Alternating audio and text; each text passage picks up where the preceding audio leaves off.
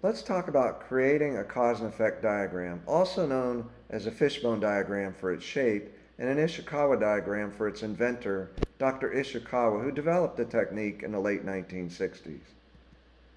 We're going to brainstorm and list potential causes in categories or themes, much like an affinity diagram.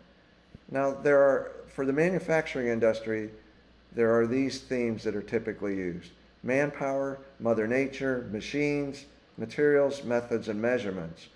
In the service industry, we typically use safety, skills, systems, suppliers, and surroundings.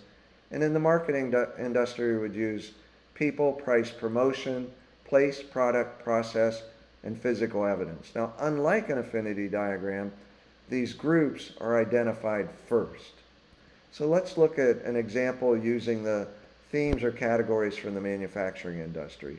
The problem that we identified early on is that we have 30% paint rework due to thin coverage and bare spots, as opposed to the typical 3% or less.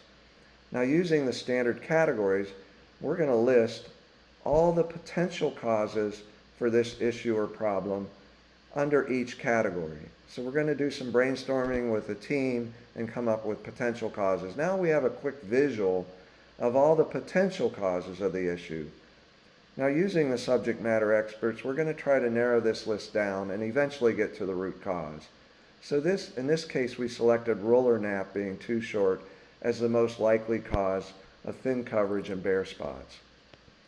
So once we've identified that, what we're going to try to do is to understand if that is the true cause.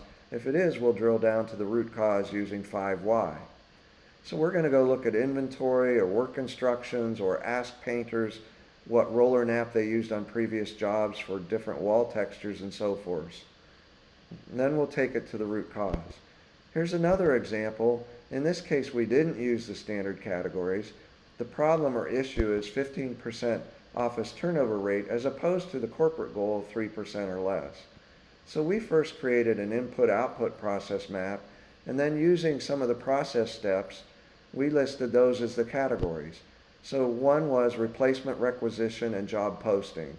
Another was recruit, interview, and hire, onboard and orientation, and then the associate begins the assignment. So we listed all the potential causes under each of these process steps for this issue or problem. Then, using again subject matter experts, when we did our brainstorming, we said, what's the most likely cause? And we identified the most likely cause was that really the job didn't match. It didn't match the posting, it didn't match the questions asked in the interview, it didn't match the training conducted in the orientation, or the expectation once the job was performed.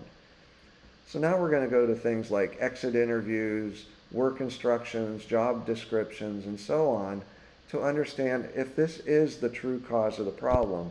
If it is, then we're going to drill down to the root cause, typically using something like a 5 why root cause analysis.